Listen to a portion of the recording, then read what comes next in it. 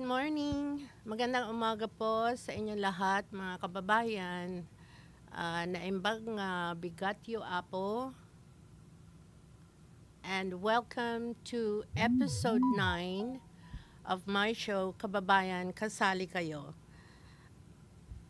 At ngayong umaga, napakaulan at napakalamig dito sa studio. Sana habang nagkakape po kayo at nag-aalmusal, kasali ako dyan sa inyong mga hapag. Manood po kayo habang marami tayong pag-uusapan ngayong umaga. Parang napakasarap kumain ng sangag at saka tuyo ngayon dahil sa malamig na panahon. Pakikain na lang po ako. At kung kayo naman po ay papunta sa dalawang flea market, yung bago at saka yung luma, mag-ingat po kayo sa daan dahil at hina-hinay lang sa pagmamaneho dahil napaka delikado ang daan pag umuulan, yung dahan-dahan ng patak. Iwas sa aksidente lang po. Tapos po, pag uwi ninyo, balikan nyo po ang aking show. Pumunta lang kayo sa Facebook, hanapin nyo yung search icon, i-type nyo Kababayan, Kasali Kayo. Sally is S-A-L-L-Y. Like and subscribe. Pwede rin po ninyong i-share yan. Kaya yun po. Maraming salamat sa panunood ng episode 9 nitong araw, Sabado, October 15, 2022 na nauutal na naman ako. Excited yung utak ko pero nauuna yung pagsasalita ko. It's so nice to be back after a short vacation, 6 days at nakaka-relax pero pagdating dito, reality again. Maraming stress, maraming worries. So yun po, tumutok lang po kayo after the a short commercial break. Marami tayong pag-uusapan tungkol sa mga nangyayari sa Pilipinas at dito rin sa Guam. So we'll take a quick commercial break.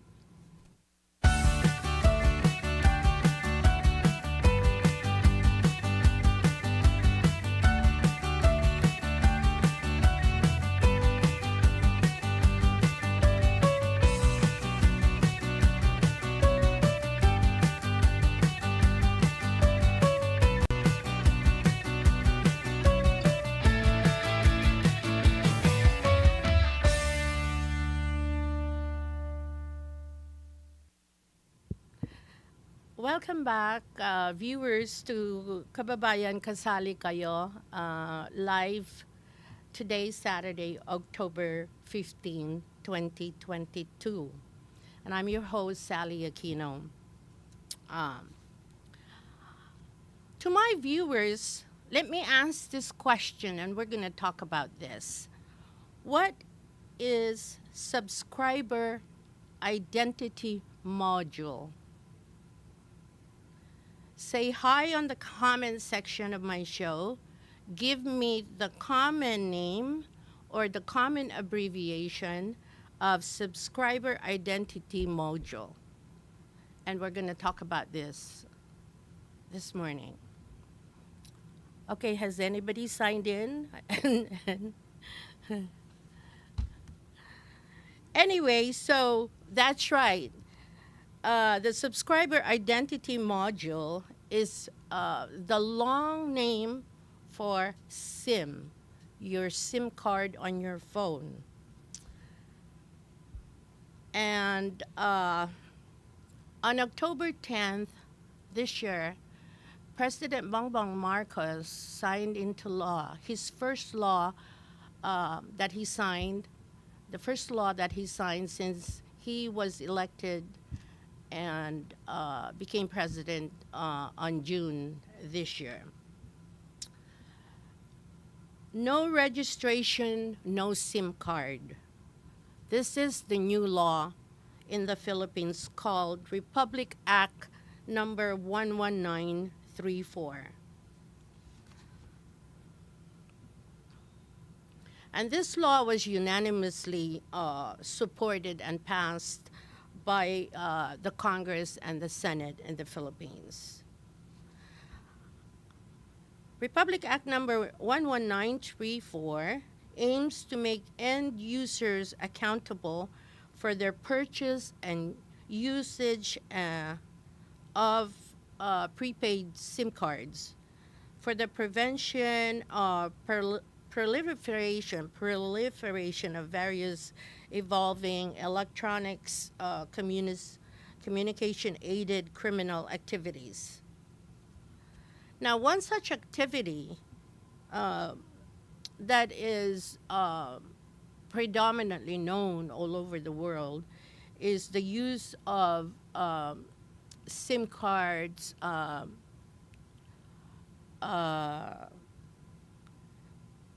by terrorists using their cell phone to detonate bombs um, anywhere. These are terrorist acts. Okay, so with this registration law for SIM card, it it would be easy to identify uh, terrorist activities. Now, the law is very specific and it places the burden to register users and keep a database no less than 10 years. Okay? So the burden is on the telecommunication companies. They have to register um,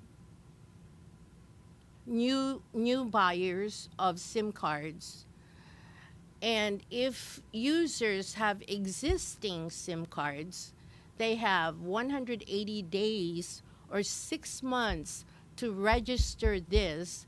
If they bought it from Smart or from Globe, they have to go to Globe and register that. Or I think the Philippine government is trying to establish an online, or they will establish an online registering procedures as of this news time. Uh, so current prepaid users um, can go to the telecom companies and just register their existing prepaid cards, SIM cards. For new users, all they have to do is go to their telecom choice, their Globe or Smart or Cherry, those popular companies in Guam. When they buy new cards, they must go there and register. Now, there's no fee to the end users for registering online prepaid cards, existing prepaid cards. Okay? Now, the problem that uh, some lawmakers, after the fact that this law was passed, their concern is that uh, the ability of many users uh, to present an identification with, you know, fake address, fake date of birth, not the picture, of course, that's required when they're issued a government ID. But this is the concern of many, not just the lawmakers or the police, the Philippine National Police or NBI. Their concern, and and and that is true because the foundation of this Republic Act number 11934, the SIM card registration act, the foundation of this law is on the ability of the government to establish once and for all the system of registering everybody in the Philippines with the right address, their their right birth dates, uh, and so on.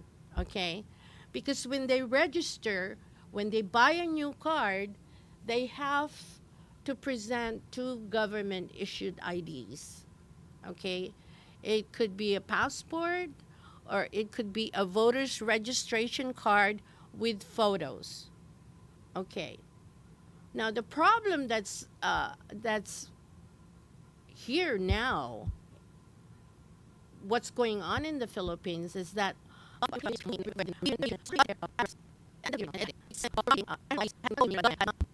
even begun to start this process.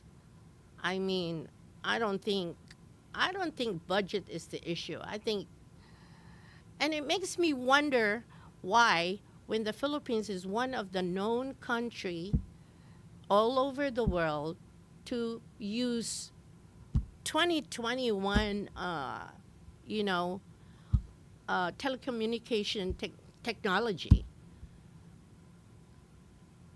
why they have not started this ID procedure and registering of people so that it can be put in a database.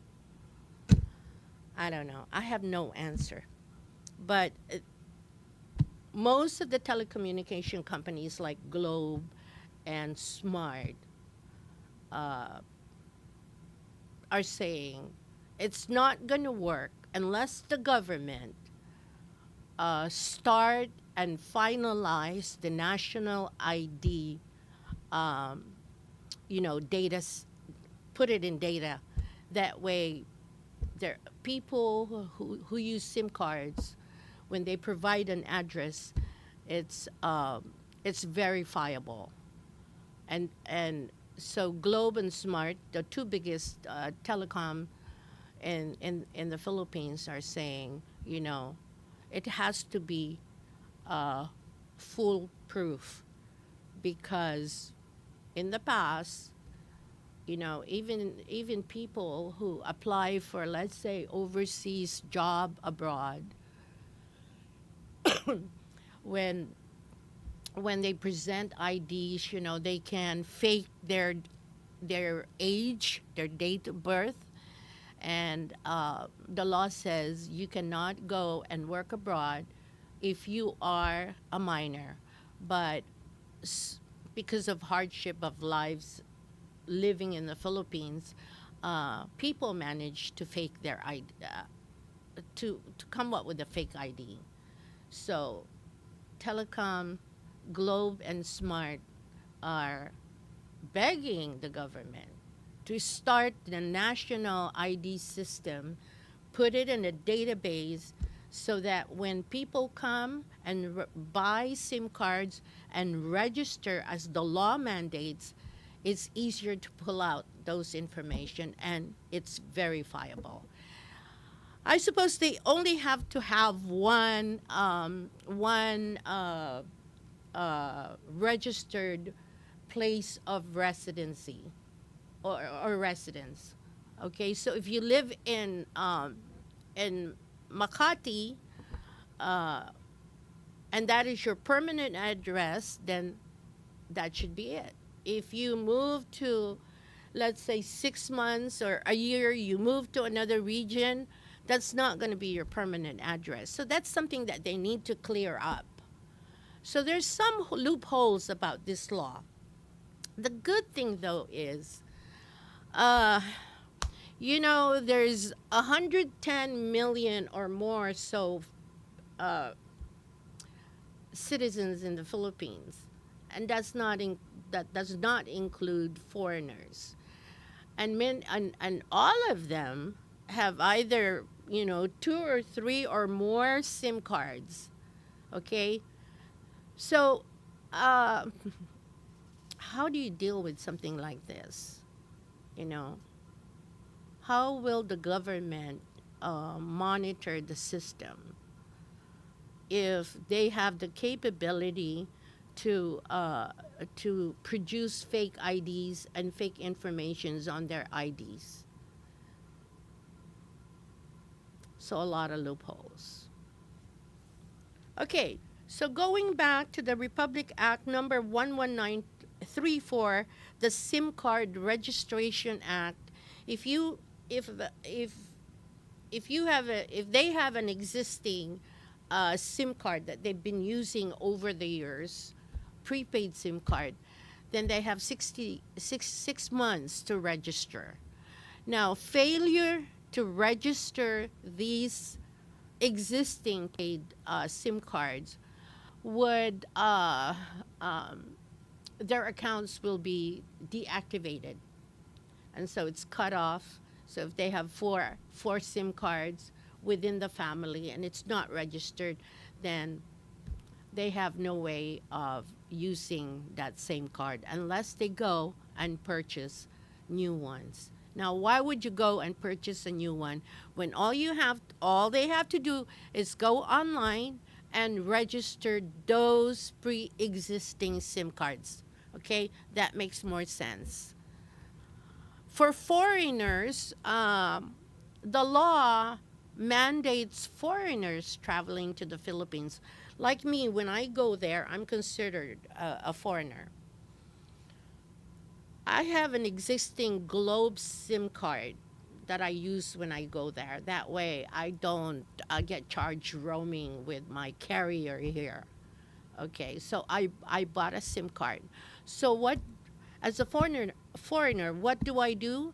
I go to Globe and register that SIM card by providing them the phone, the cell number that's on that card, and then give them my passport as an ID and a driver's license.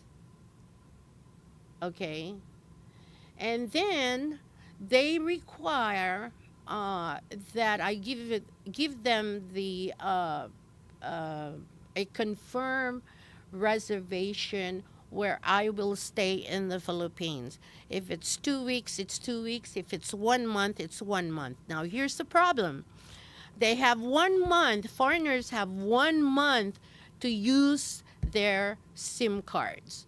So what happens after registering that SIM card, and after 30 days they decide they want to extend that same card, use that same card, SIM card.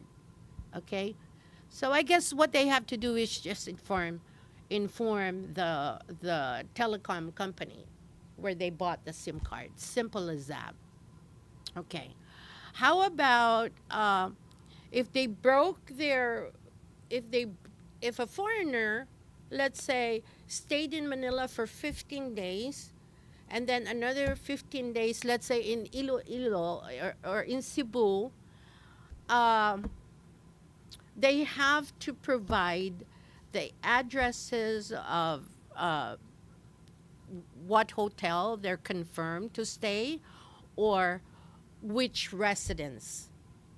Okay, and that's it. After 30 days, the SIM card is no longer uh, activated for use. It stops after 30 days. So if foreigners like myself, if I travel or when I travel there and I stay for 30 days and then I decide to stay for another 50 days, all I have to do is inform the telecommunication company where I bought the SIM card. Okay. So that's the requirement for foreigners. Uh, they have, I believe, a few days only to register existing SIM card. Now, new ones, if they bought new ones, then it is automatically noted by the telecom company. They can register the SIM cards that are bought right on the spot. Now, here are some things that makes this law really good.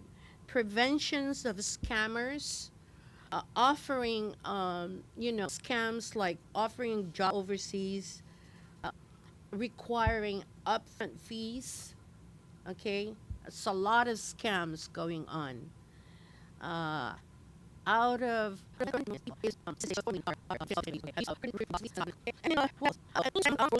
users of social media and sources of misleading news or fake news. The law aids authorities in identifying proponents of fake news, and there's a lot ongoing in the Philippines right now. When you're reading the news, be careful because you don't know. You don't know who's telling the truth or who's reporting the truth, okay?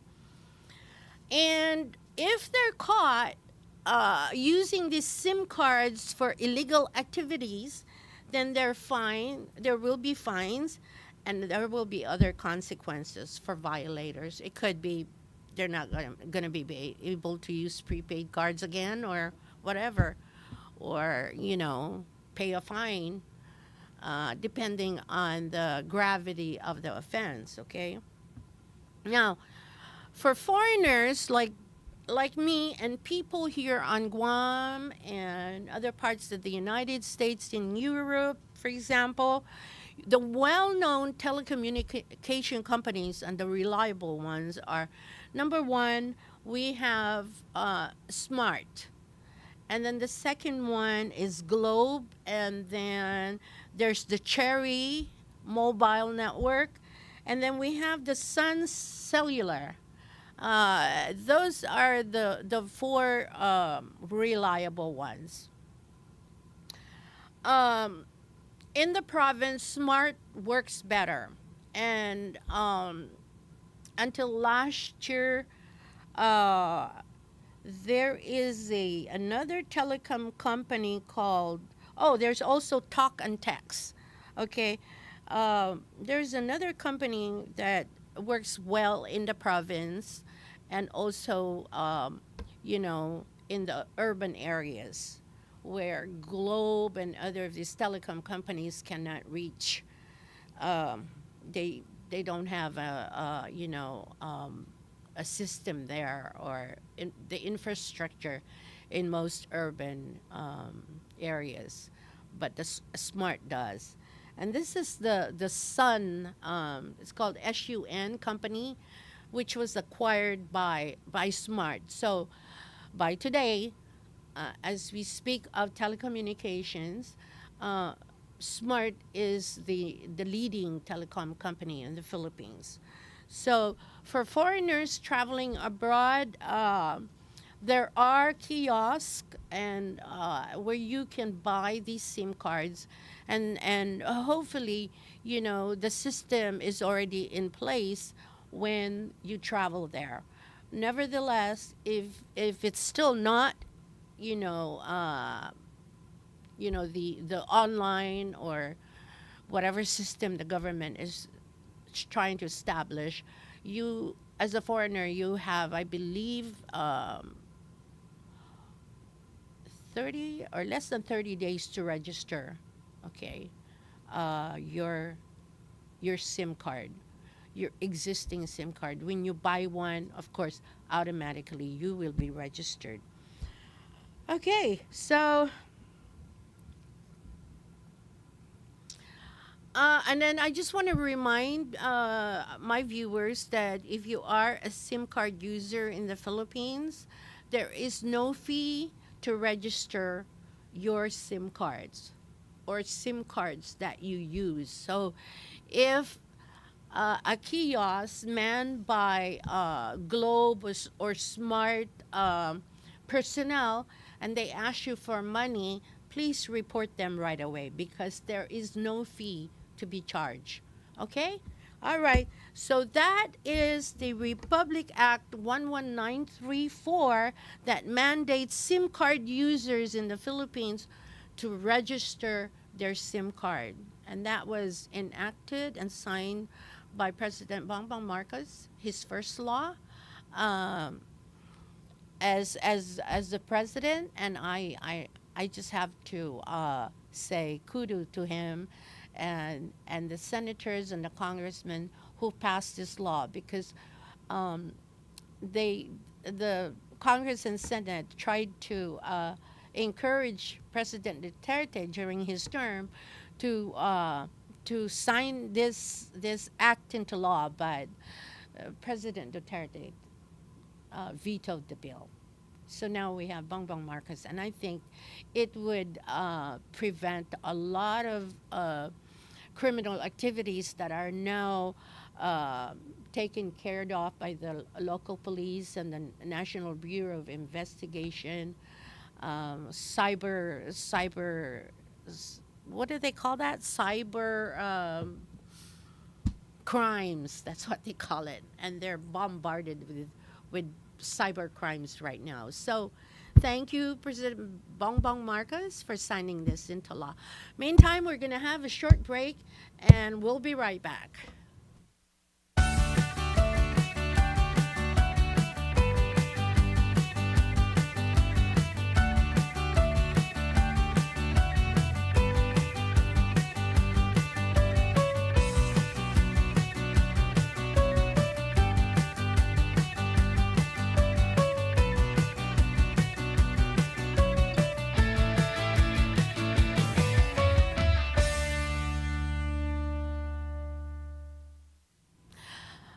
Good morning, viewers. Magandang umaga po. At sana ay nanonood pa rin kayo. Welcome back to Kababayan, Kasali Kayo. I'm your host, Sally Aquino, and today is October 15, episode 9. Okay, so just to end this news about this mandating to register SIM cards in the Philippines, in my opinion, it is a good law.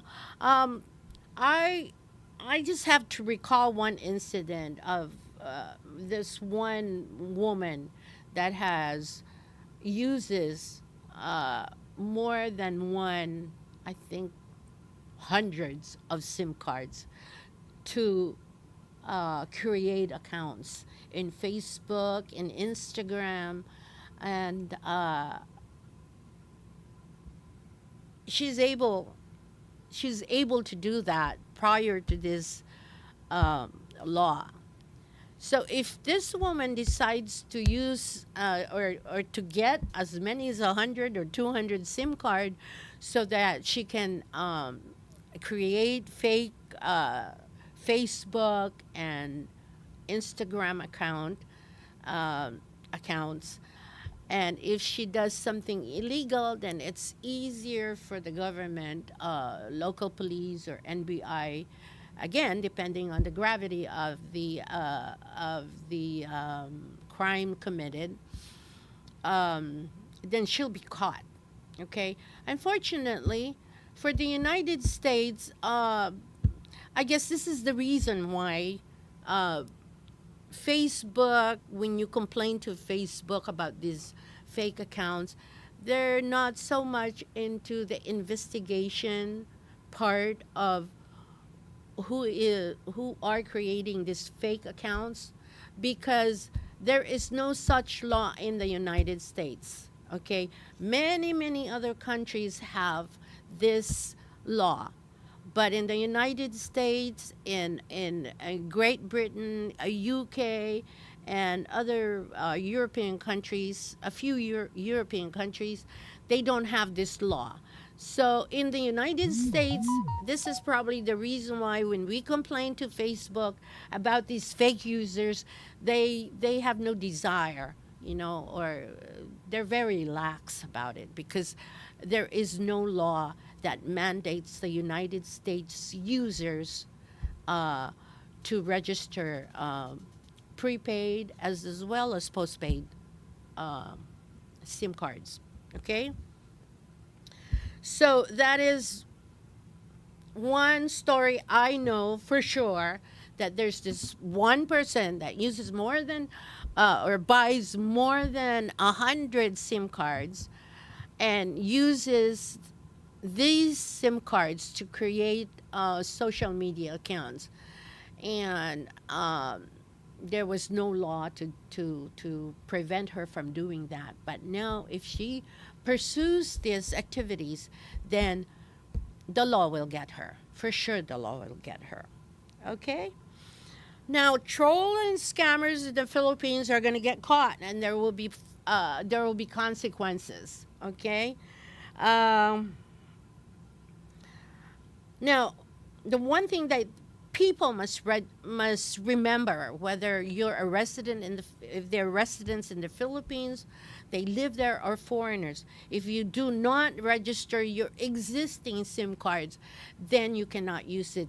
It will be automatically deactivated. So the minute you step in the Philippines at the airport, go ahead and have those SIM cards registered. Okay. Okay. In other news, just an update on the Vong Navarro case, the rape case, and the act of lasciviousness. Um, I have a hard time pronouncing that word.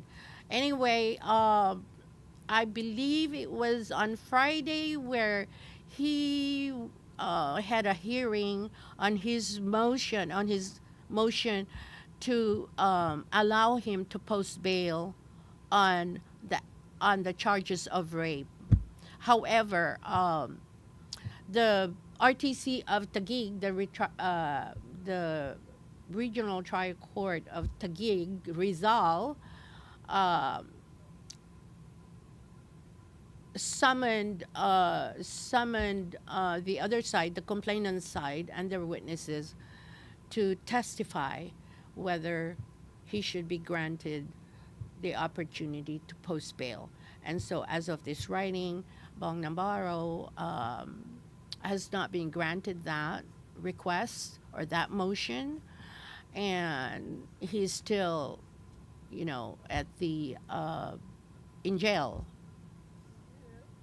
at the NBI headquarters. Okay, so that's the latest.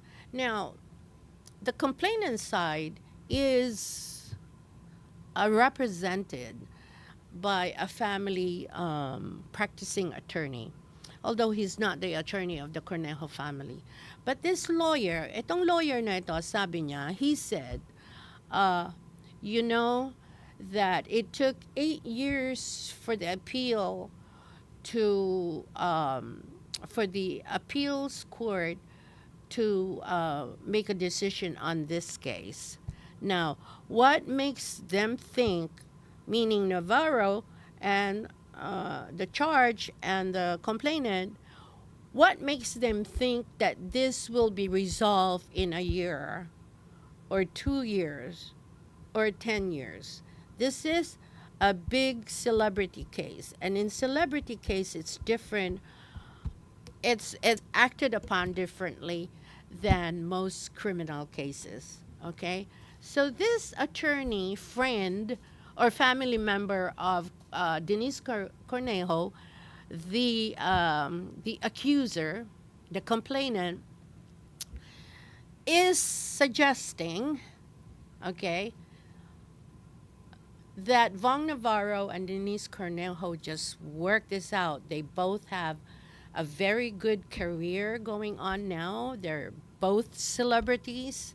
You know, the past has been done. Both of them were incarcerated because of these charges. This attorney, and it makes sense, it took 8 years to resolve, to get this for the appeals court to make a decision. They just work it out because at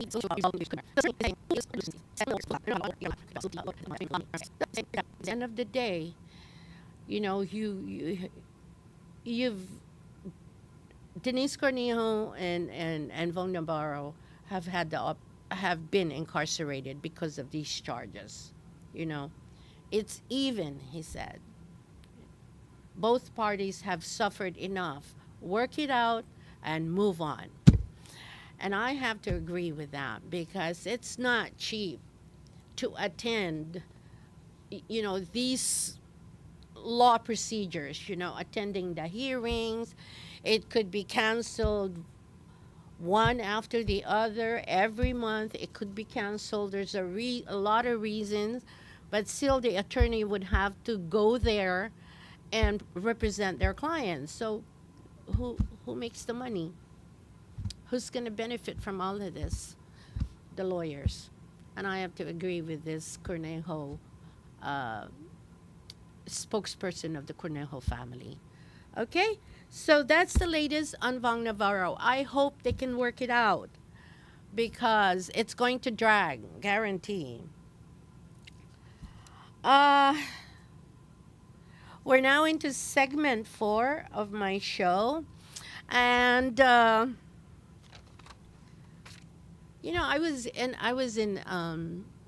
traveled to Hawaii last Thursday, and my daughter and I and my granddaughter, we traveled there. Um, Long flight, 8 hours. I hate long flights, but I have no choice. Um, had to be there because my son, my eldest child, has gotten married. Can we show some of the pictures prior to the? Oh, there it is. Okay. So my Maynard, um, my oh, and there's a picture of us in my son's condo before the wedding. Anyway, my son, after so many years of prodding and telling him, I'm getting old and I want to see a grandchild or grandchildren from you, please get married. So finally, he surprised me about 2 months ago, and he said, "Yeah, he's going to get married to his longtime um, uh, fiance. She's Korean, full-blooded Korean, very beautiful woman, inside and out, and she flew in from Korea for this occasion, of course, and so my daughter and I, my son's only sister, and my only granddaughter, we all flew there to be part of this ceremony because I have to say my son is a good boy. You know, from the day he started preschool to the days uh, he attended senior high school. He was he's such a good kid. You know, never gotten in trouble with the law.